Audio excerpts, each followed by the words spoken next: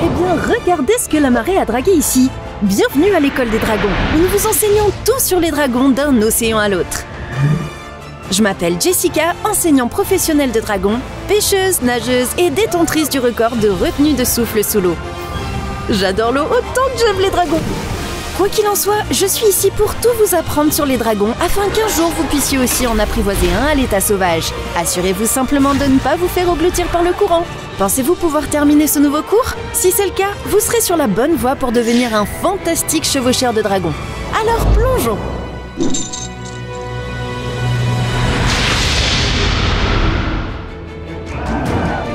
Échouée aujourd'hui sur les rivages, la classe Raz-de-marée est un groupe de dragons reclus qui vivent dans ou à proximité de grandes étendues d'eau.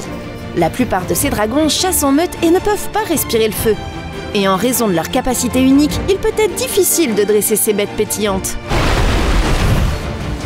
Le dragon avec lequel les Vikings traitent le plus est l'ébouillanteur. Ces monstres marins agressivement embêtants sont très territoriaux, ce qui peut être frustrant si vous trouvez leur nid sur des lieux de pêche viking. Ils combattent les menaces potentielles en pulvérisant de l'eau chaude brûlante de leur bouche. Alors trouvez une couverture avant qu'il ne commence à pleuvoir. Le bien nommé Horreur des mers n'est pas non plus exactement le dragon le plus câlin. Ces dragons se protègent par des décharges électriques qui feront se dresser vos cheveux. Croyez-moi, je l'ai appris à la dure. Les horreurs des mers sont également incroyablement rapides et peuvent se rassembler en troupeau avec l'utilisation de l'écholocation en quelques minutes.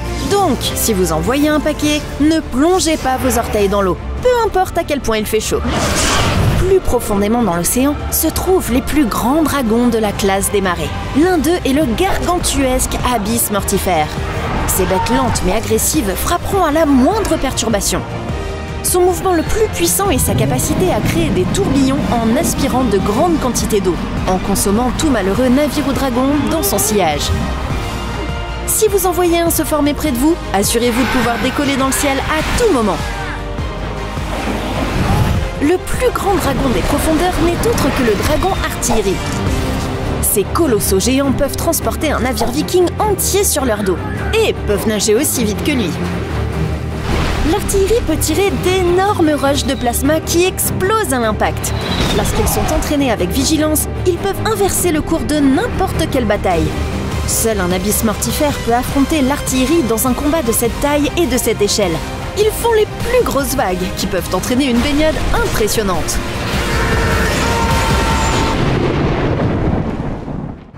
D'accord, futurs chevaucheurs, avez-vous été attentifs au cours d'aujourd'hui? Alors voyons si vous pouvez pagayer à travers cette question sur la classe Raz-de-marée. Quel dragon est connu pour créer des tourbillons avec sa bouche? A. Abyss mortifère. B. Artillerie. C. Horreur des mers. D. Aucune de ces réponses.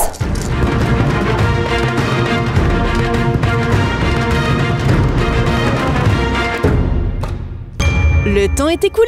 Voyons quelle est la bonne réponse. La bonne réponse est la A, Abyss mortifère. Vous avez réussi? Super! J'ai essayé de vous piéger avec cette réponse, aucune des réponses ci-dessus, mais vous avez quand même bien réussi. Très impressionnant. Bien joué! Vous avez navigué avec brio à travers une autre classe de dragons. Je parie que vous pouvez rester avec moi en pleine mer après tout. Nagez jusqu'au prochain cours où vous en apprendrez encore plus sur les dragons et la façon de les dresser.